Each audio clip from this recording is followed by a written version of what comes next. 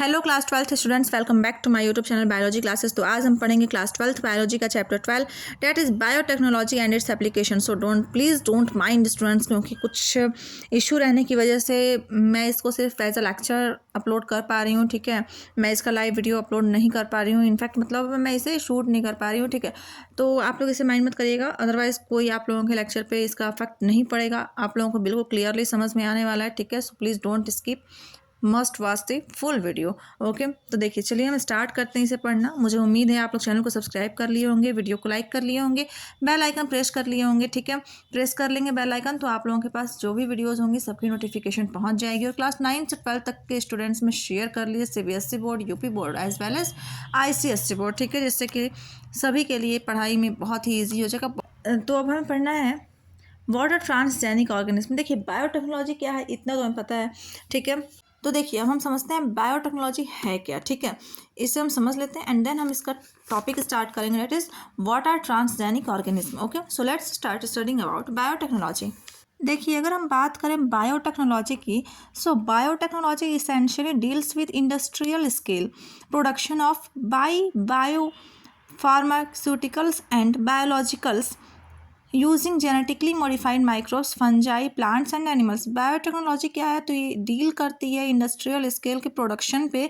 ठीक है, किसका तो modified microbes, fungi, plants and animals के। ठीक है, तो अब हमें स्टडी करना है that what are transgenic organism. हमारा नेक्स्ट टॉपिक है that what are transgenic organism. तो चलिए समझते हैं ट्रांसजेनिक ऑर्गेनिज्म के बारे में। देखिए अगर हम बात करें ट्रांसजेनिक ऑर्गेनिज्म की, then the organism which contain functional foreign genes, वैसे ऑर्गेनिज्म जो कंटेन करते हैं फंक्शनल फॉरेन जीन को एक्सपेरिमेंटली इंट्रोड्यूस कराते हैं जीनोमिक बाय जेनेटिक इंजीनियरिंग। ठीक है, जेनेटिक इंजीनियरिंग की प्रोसेस से from another species, then this process को हम लोग क्या मतलब इस ऑर्गेनिज्म को हम क्या कहते हैं, ट्रांसजेनिक ऑर्गेनिज्म या फिर ट्रांसजेनिक्स कहते हैं। ठीक है, और जब ये फॉर्म ऑफ जीन अल्टर करता है होस्ट सेल में जेनेटिकली, तो इसे हम कहते हैं ट्रांसजीन।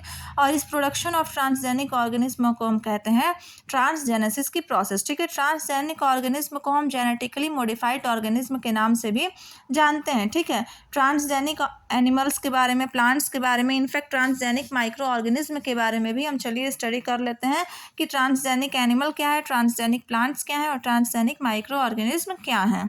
अगर हम बात करें ट्रांसजेनिक एनिमल की, तो सबसे पहले ट्रांसजेनिक एनिमल को प्रोड्यूस कराया गया था 1982 में। ठीक है, और ये क्या था, तो ये एक माइस था।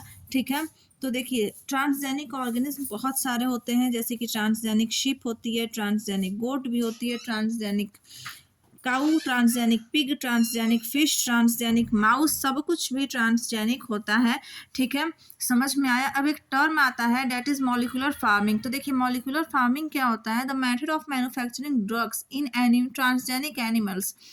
मैन्युफैक्चर करना किसको, ड्रग्स को ट्रांसजेनिक एनिमल्स में, तो इसको हम मॉलिक्यूलर फार्मिंग या फिर मॉलिक्यूलर फार्मिंग के नाम से जानते हैं। ठीक है, समझ में आया।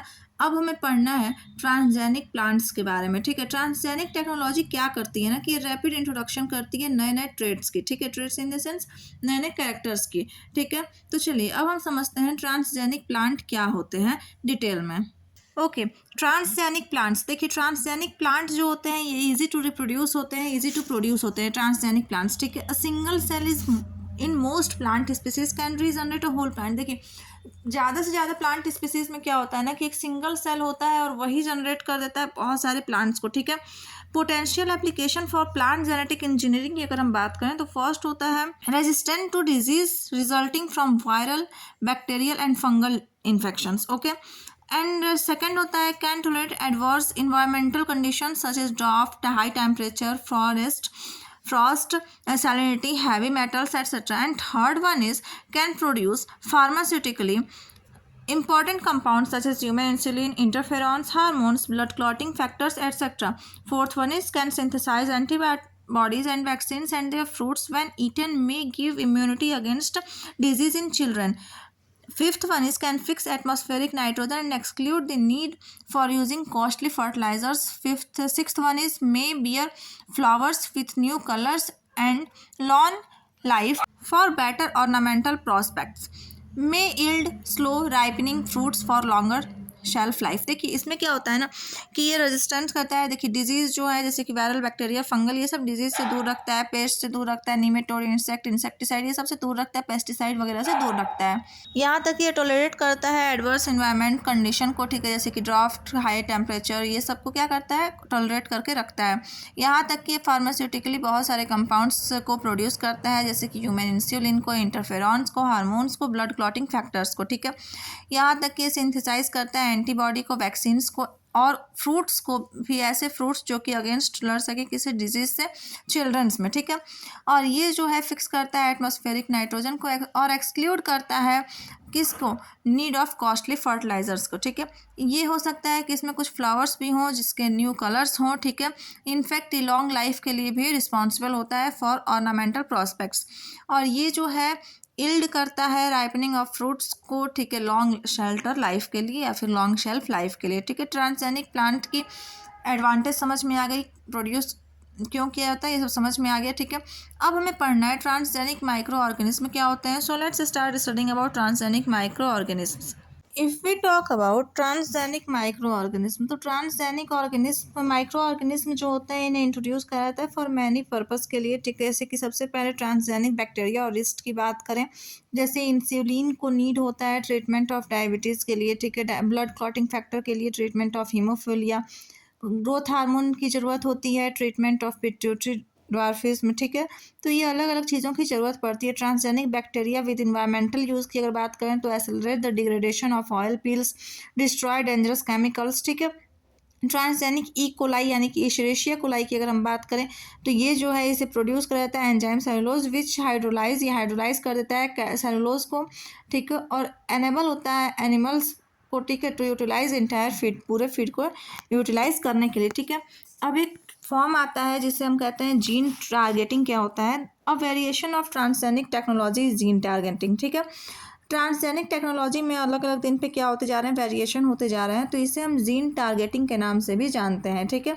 जिसमें होता क्या है कि कोई भी ऑर्गेनिज्म जो होता है, मल्टी सेलुलर ऑर्गेनिज्म, इसके पास एक पर्टिकुलर जीन होता है, एक्टिवेट हो जाता है, ठीक है, सभी सेल्स में, ठीक है।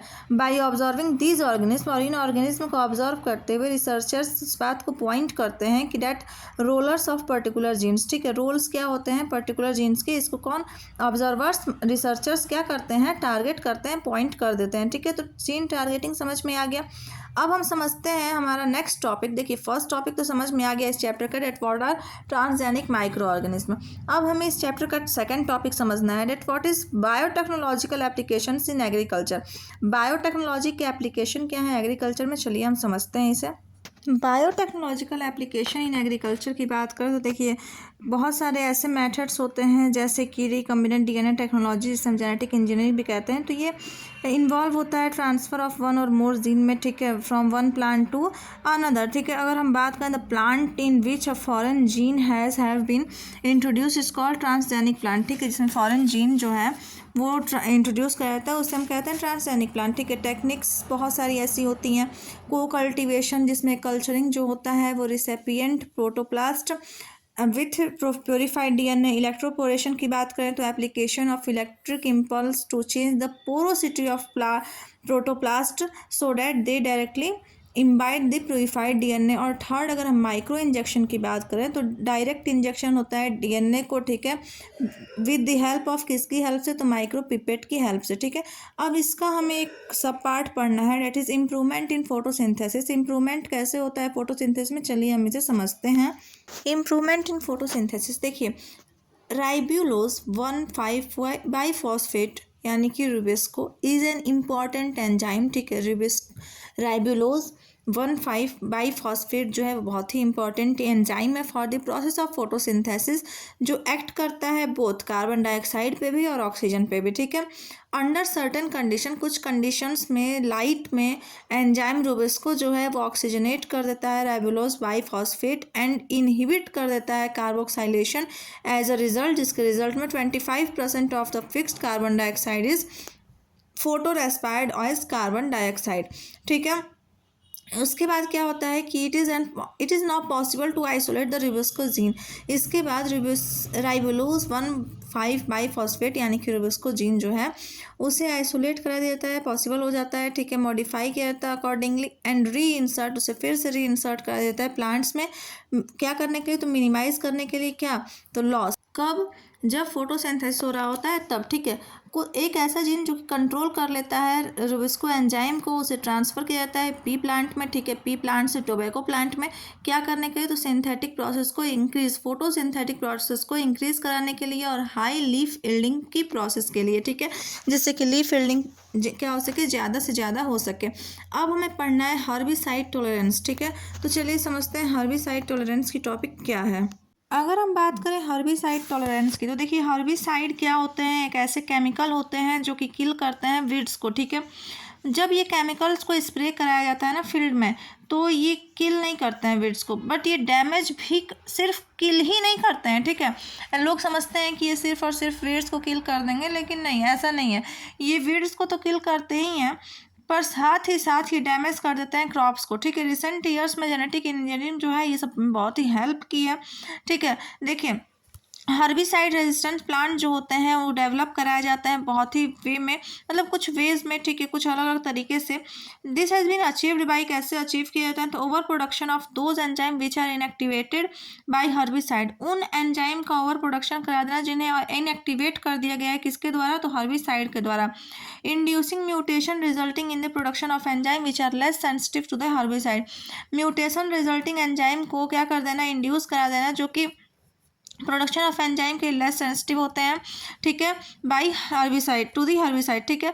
देखिए introduction of such enzyme which cause detoxification और हर्बिसाइड, उन एंजाइम का इंट्रोडक्शन करा देना, ठीक है, जो कि क्या है? डिटॉक्सिफिकेशन के, मतलब जो कॉज करते हैं डिटॉक्सिफिकेशन और हर्बिसाइड को, ठीक है। कुछ एंजाइम्स होते हैं जो कि आइडेंटिफाई होते हैं प्लांट्स में एज वेल एज माइक्रोब्स में, और इन्हें ट्रांसफ़र किया जाता है क्रॉप प्लांट्स में। क्या करने के लिए? तो प्रोड्यूस कराने के लिए ट्रांसजेनिक प्लांट्स को, ठीक है। यहाँ तक कि हर्बिसाइड जो होते हैं, हर्बिसाइड रेजिस्टेंट ट्रांसजेनिक प्लांट्स जो होते हैं वो रिड्यूस करते हैं यूज़ ऑफ वीडिंग लेबर, ठीक है। वीडिंग लेबर को क्या करते हैं? रिड्यूस कर देते हैं फार्मर्स कॉस्ट को, और इंक्रीज कर देते हैं इल्ड, ठीक है। इनफैक्ट देखिए ट्रांसजेनिक टोबैको प्लांट्स की अगर हम बात करें तो टोबैको प्लांट जो होते हैं कंटेन करते हैं जीन को, जो कि फॉर्म मतलब कहाँ से? तो बैक्टीरियम से, ठीक है, बैसिलस थुरिनजेनेसिस से जो कि प्रोड्यूस होता है वो जीन, ठीक है। अब सुनिए, ये बैक्टीरियल जीन जो होता है ये स्पेसिफाई कर देता है इंसेक्टिसाइडल प्रोटीन को, जो कि डिस्ट्रॉय कर देता है स्टमक लाइनिंग को। किसके स्टमक लाइनिंग को? तो इंसेक्ट्स की, ठीक है, और उन्हें किल कर देता है। और टोबैको प्लांट्स जो होते हैं वो जीन के साथ प्रोड्यूस कर देते हैं अपने खुद के इंसेक्टिसाइड को। सेकेंड होता है transgenic tomato and potato plant. देखिए टोमेटो और पोटैटो प्लांट जो होते हैं उनमें वायरल कोट प्रोटीन जीन पाए जाते हैं, फॉर्म हो जाते हैं, ठीक है। These plants are resistant to viral disease, और ये प्रोड्यूस करते हैं small amount of viral coat protein, ठीक है, ठीक है। और ये इंटरफेयर कर देते हैं ability of infecting virus to shed the its coat and replicate, ठीक है। टोमेटो प्लांट जो होते हैं वो have been engineered with an antisense gene that retards ripening, ठीक है, जो कि क्या कर देता है? रिटार्ड कर देता है राइपनिंग की प्रोसेस को। This GM tomato plants called Flavr Savr, ये जो प्लांट्स होते हैं टोमेटो प्लांट्स इन्हें हम फ्लेवर सर्वर कहते हैं, ठीक है, जो प्रोड्यूस होते हैं लेस सेल, ठीक है, वॉल डिग्रेडिंग एंजाइम जिसे हम पॉलीगैलेक्टो र्यूनेस भी कहते हैं, ठीक है, जो कि रिस्पॉन्सिबल होता है फॉर राइपनिंग ऑफ फ्रूट के लिए, ठीक है। यहाँ तक कि ये फ्रूट जो होते हैं दिस प्लांट्स की have much longer and more flavourful life shelf life, ठीक है। इस टाइप के जो फ्रूट होते हैं ना वो बहुत ही ज़्यादा समय तक जीते हैं, बहुत ज़्यादा समय के लिए होते हैं, और इनकी जो फ्लेवरफुल लाइफ होती है, ठीक है। तो चलिए अब हमें समझना है insect pest resistance in transgenic plants, ठीक है। अब नेक्स्ट टॉपिक है insect pest resistance in transgenic plants, ठीक है। ये सेकंड टॉपिक के सब पार्ट है। हमारा सेकंड टॉपिक कौन सा था? सेकंड टॉपिक था हमारा बायोटेक्नोलॉजिकल एप्लीकेशन इन एग्रीकल्चर, इसी के ये सब पार्ट्स हैं, ठीक है। तो देखिए चलिए हम समझते हैं insect pest resistance in transgenic plants क्या होता है, ठीक है। देखिए insect pest resistance in transgenic plant, इस टॉपिक में क्या बताया गया है? देखिए the day is not far of, वो दिन अब दूर नहीं है जब प्लांट को यानी क्रॉप प्लांट्स को रजिस्ट किया जाएगा ऑल काइंड ऑफ पेस्ट से। देखिए सभी टाइप के पेस्ट से रजिस्ट कर दिया जाएगा, दूर रखा जाएगा, ठीक है। देखिए कुछ ऐसे प्लांट हैं जैसे कि बीटी कॉटन वगैरह, तो ये बायोलॉजिकल इंसेक्टिसाइड से दूर रहते हैं। मतलब देखिए कुछ ऐसे प्लांट्स अब बना भी लिए गए हैं जिन्हें बायोलॉजिकल इंसेक्टिसाइड से दूर रखा जाता है, ठीक है। आरएनए इंटरफेरेज एंजाइम भी इसमें हेल्प करता है, ठीक है। अब हमें पढ़ना है एग्जाम्पल्स क्या होते हैं ट्रांसजेनिक प्लांट के, ठीक है। देखिए इस टॉपिक में कुछ ज़्यादा डिटेल था नहीं इंसेक्ट पेस्ट रेजिस्टेंस में, इसमें यही बताया गया है कि टेक्निक अब धीरे धीरे इतनी आगे बढ़ चुकी है कि कुछ समय के बाद ऐसे प्लांट भी आ जाएंगे मार्केट में जिन प्लांट्स को इंसेक्ट पेस्ट वीड्स ये सबसे एकदम टोटली दूर रखा जाएगा, ठीक है। कभी भी इनका इस पे आक्रमण नहीं हो पाएगा, ठीक है। अब हमें पढ़ना है एग्जाम्पल्स क्या होते हैं ट्रांसजेनिक प्लांट्स के, ठीक है। तो चलिए हम स्टार्ट करते हैं, इसे समझना। Okay, let's start understanding about examples of transgenic plants. आखिर ट्रांसजेनिक प्लांट के एग्जाम्पल्स कौन कौन से होते हैं? अगर हम बात करें ट्रांसजेनिक प्लांट्स के एग्जाम्पल्स की, तो देखिए कुछ इसके प्लांट्स होते हैं जो कि इसके एग्जाम्पल हैं, जैसे गोल्डन राइस, वीट, ब्रासिका नापुस जिसे हम कहते हैं, ठीक है। गोल्डन राइस और वीट की एक कैटेगरी है जिसे ब्रासिका नापुस कहते हैं। Tomato, potato, BT cotton, tobacco, banana, ये सब क्या हो चुका है, कुछ एग्जाम्पल्स हैं ट्रांसजेनिक प्लांट्स के, और उनके यूजफुल कैरेक्टर्स भी बताए गए। जैसे कि वीट ब्रासिका मैपस की बात करें तो ये रेजिस्टेंस होते हैं अगेंस्ट किसके, हर्बिसाइड पीपीटी के, ठीक है, जो कि कॉमर्शियल नेम वास्ता है इसका। 20% पीपीटी इसमें पाया जाता है। देखिए अब हमें इस चैप्टर का नेक्स्ट टॉपिक जो कि मेन टॉपिक है, third topic, biotechnological application in medicine पढ़ना है, ठीक है। सो let's start understanding about this main topic that is biotechnological applications in medicine. अगर हम बात करें बायोटेक्नोलॉजिकल एप्लीकेशन मेडिसिन में, तो देखिए मॉडर्न बायोटेक्नोलॉजी जो है वो पार्ट ले रही है किसमें, तो एक कंट्रीब्यूशन में मेडिसिन की, ठीक है, जो कि डायग्नोसिस किसी भी डिजीज़ को ठीक करने के लिए और डिजीज़ की थेरेपी के लिए भी। डीएनए टेक्नोलॉजी जो है वो ऑल्सो डील कर रहा है, मतलब वो भी डील कर रहा है, ठीक है, अदर डिजीज़ से, जैसे कि एड्स वगैरह से ही डिजीज़ कर रहा है, आर्थराइटिस, ठीक है। देखिए तो पॉलीमरेज सबसे पहले देखिए अगर हम बात करें by comparing gene expression in healthy and disease cell, biotechnological hope to identify gene which are turned on और ऑफ इन पर्टिकुलर डिजीजेस। ये जीन्स जो होते हैं ना, these genes and their products are the focus of our disease therapy. इन genes को और इनके प्रोडक्ट्स को फोकस किया जाता है जीन थेरेपी के लिए। पॉलीमरेज चेन रिएक्शन क्या है, ठीक है, देखिए समझते हैं हम पॉलीमरेज चेन रिएक्शन क्या है। Okay, so let's start understanding about PCR, that is polymerase chain reaction. Okay well, polymerase chain reaction ये एक ऐसी टेक्निक है जो कि which any piece of DNA, कोई भी पीस ऑफ डीएनए रहता है वो क्विकली एम्पलीफाई हो जाता है विदाउट यूजिंग सेल, ठीक है। जो डीएनए होता है वो इंक्यूबेट कर जाता है टेस्ट ट्यूब में special kind of DNA polymerase enzyme and mixture of deoxyribonucleotides, ठीक है, for use as raw material, ठीक है, and short pieces of synthetic single standard DNA to serve as primers for DNA synthesis. PCR can make billions of copies of DNA segment in few hours, ठीक है। देखिए PCR जो है ना वो क्या करती है कि billions of copy DNA segment की बना देती है कुछ ही घंटे में, ठीक है। DNA from single embryonic cell, single embryonic cell के डीएनए को एम्पलीफाई किया जाता है बाय पीसीआर, ठीक है।